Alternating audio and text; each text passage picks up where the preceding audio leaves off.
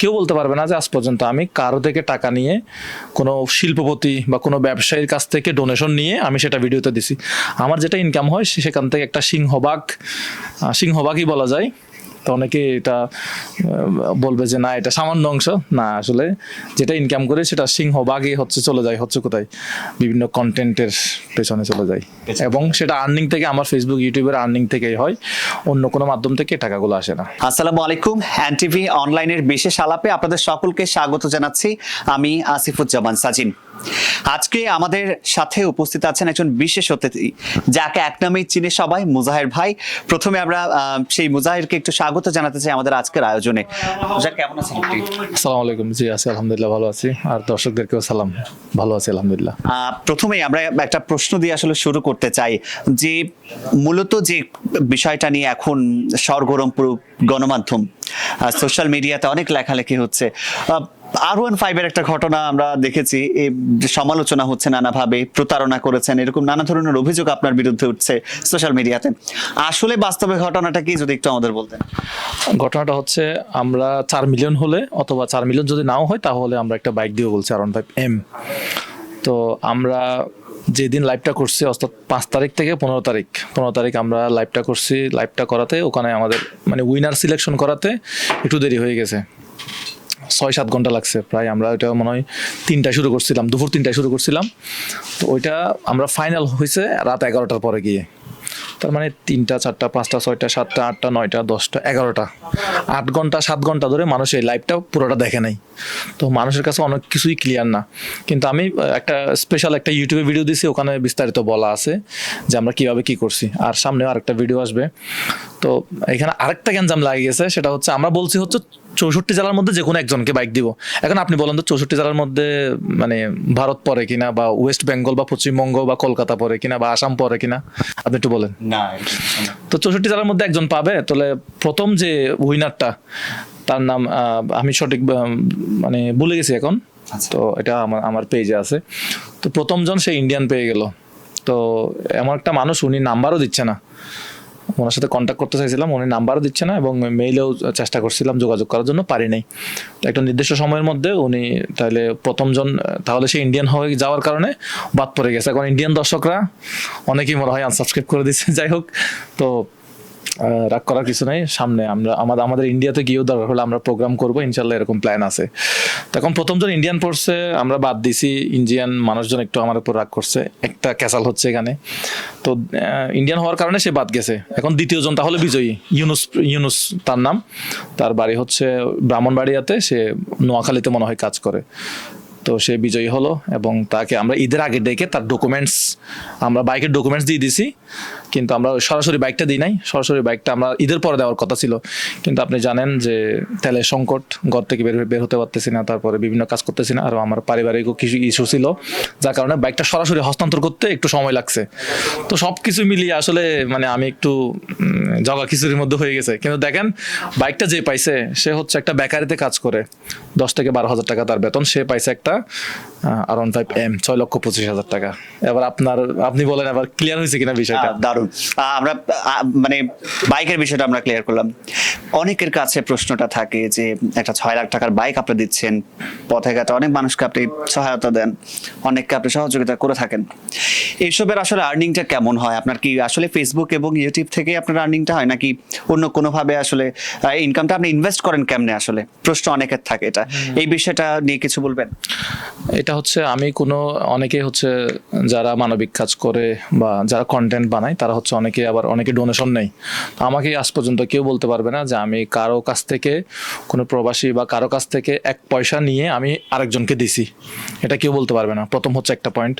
দ্বিতীয় আরেকটা পয়েন্ট হচ্ছে, আমি একটা ঘর বানাইছিলাম 6 থেকে 7 লাখ টাকা দিয়ে। ওই ঘরটার জন্য আমরা অল্প ডোনেশন নিয়েছিলাম, 6-7 লাখ টাকার মধ্যে অল্প কিছু ডোনেশন নিয়েছিলাম। সিমেন্ট বাবদ না রড বাবদ মনে হয় কোনো এক প্রবাসীর কাছ থেকে আমরা টাকা নিয়েছিলাম, এবং সরাসরিও অল্প কিছু অ্যামাউন্ট নিয়েছিলাম। এই ছাড়া কেউ বলতে পারবে না যে আজ পর্যন্ত আমি কারো থেকে টাকা নিয়ে কোনো শিল্পপতি বা কোনো ব্যবসায়ীর কাছ থেকে ডোনেশন নিয়ে আমি সেটা ভিডিওতে দিছি। আমার যেটা ইনকাম হয় সেখান থেকে একটা সিংহভাগই বলা যায় তো অনেকে এটা বলবে যে না এটা সামান্য অংশ, না আসলে যেটা ইনকাম করে সেটা সিংহভাগই হচ্ছে চলে যায় হচ্ছে কোথায়, বিভিন্ন কন্টেন্টের পেছনে চলে যায়, এবং সেটা আর্নিং থেকে, আমার ফেসবুক ইউটিউবের আর্নিং থেকেই হয়, অন্য কোনো মাধ্যম থেকে টাকাগুলো আসে না। এখন ফেসবুক আর্নিং এর অবস্থা কি? এখন খুবই বাজে অবস্থা, যেখানে আগে অনেক টাকা ইনকাম করতাম সেখানে এখন খুবই কম মানে রেভিনিউ দিচ্ছে আর কি তারা। আপনার এখন ইউটিউবে ভালো দিচ্ছে, তা আপনারা সাবস্ক্রাইব করে আসবেন। আমার তবে- marketing করে নিলাম একটু।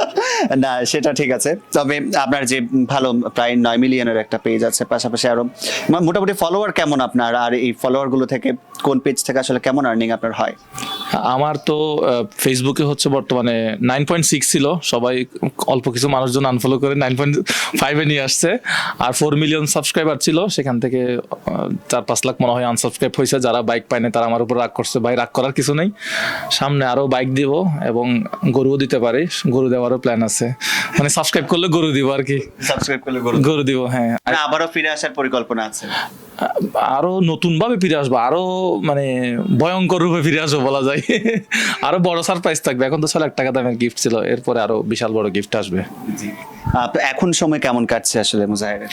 এখন পারিবারিক ভাবে একটু ব্যস্ত ছিলাম কয়েকদিন, এই জন্য বাইকের প্রোগ্রামটা করতে একটু দেরি হয়েছে। তারপরে হচ্ছে বিয়ে শাদী করছি তো একটু পারিবারিক ভাবে একটু ব্যস্ত। তারপরে হচ্ছে আবার এই যে তেলের সংকটটা, এটার জন্য অনেক দিন কাজ করতে পারি নাই। এখন আবার আস্তে আস্তে যুদ্ধবিরতির হওয়ার কারণে একটু ঘর থেকে বের হতে পারতেছি, আশা করি সব। তেল নিয়ে আপনার কাজ নিয়ে কিরকম সব? তেল আমি গাড়ি মানে বের হতে না পারলে, আমার টিম মেম্বার আছে 4-5 জন, তো আমরা একসাথে বের হতে না পারলে আমরা কাজটা করবো কিভাবে? হ্যাঁ, তার মানে আপনার সিংহভাগ উপার্জনের যে মূল সোর্সটা হলো ফেসবুক এবং বিভিন্ন ইউটিউব থেকে ইনকামটা, আর পাশাপাশি আপনি মার্কেটিং কেমন করেন? আজকেও দেখলাম একটি মার্কেটিং ইয়াতে আসছেন আপনি, একটি শোরুমে এসেছেন। আমি খুব কম করার চেষ্টা করি, মাঝে মধ্যে 1-2টা করি, যাতে আমাদের যে খরচটা, সে খরচটা একটু পুষিয়ে আসতে পারে। কারণ বর্তমানে তো অনেকেই মনে করতেছে যে না, ফেসবুক ইউটিউব থেকে টাকা ইনকাম করে গাড়ি বাড়ি করে ফেলবো, সহজ না, একটু কঠিন আছে। তার মানে যে বিজ্ঞাপনগুলো আছে, বিজ্ঞাপনগুলোতে আপনার উপস্থিতি কম দেখা যায়। কম না, আমি না করার চেষ্টা করি, তবে না মানে একদম না করেও পারতেছি না, কারণ আমাদেরকে একটু সার্ভাইভ করতে হবে, এটা বাস্তবতা, এটা মেনে নিতে হবে, এটা পরিস্থিতি। বর্তমান সময়ের কন্টেন্ট ক্রিয়েটর যারা আছে তাদের জন্য আপনার কি পরামর্শ থাকবে? পরামর্শ হচ্ছে, টাকার জন্য কন্টেন্ট ক্রিয়েশনে আসবেন না। যদি ভালো লাগে, ভিডিও বানাতে ভালো লাগে, বা কোনো মেসেজ দিতে ভালো লাগে, যদি আপনার কোনো মানুষকে বিনোদন দিতে পারেন, যদি আপনি মানুষের কোনো উপকার করতে পারেন, যদি আপনার দ্বারা মানুষের উপকার হয় বা আপনার মাধ্যমে মানুষ বিনোদন পায়, অর্থাৎ যে কোনো একটা কিছু মেসেজ যদি আপনার থাকে, আপনি সেই মেসেজটা দেওয়ার জন্য আসতে পারেন কোথায়, অনলাইনে। তো এছাড়া হচ্ছে মানে অন্যজন টাকা ইনকাম করতেছে, গাড়ি বাড়ি করছে, সেই জন্য আপনিও গাড়ি বাড়ি করতে পারবেন, বিষয়টা এরকম না। এটা হচ্ছে লাখেরও একটা বিষয় আছে, পরিশ্রমের একটা বিষয় আছে। আমরা মানে সেই 18 সাল থেকে শুরু করছিলাম, 19, 20, 21, 22, 23, 24, করোনা হচ্ছে কততে, 20 তো সেই আমরা মানে 16 সাল থেকে 16, 17, 18, 19, 20, তার মানে আমরা মানে 3-4 বছর তো এমনি অনেকটা সময় পার করে দিয়েছেন। এরপরে এসে ইনকামটা। আসলে অনেকের ফলোয়ার্স দেখা যায়, অনেক ভালো ভালো ফলোয়ার্স আছে, তবে জনপ্রিয়তা কম। এটার কারণ কি দেখছেন আপনি?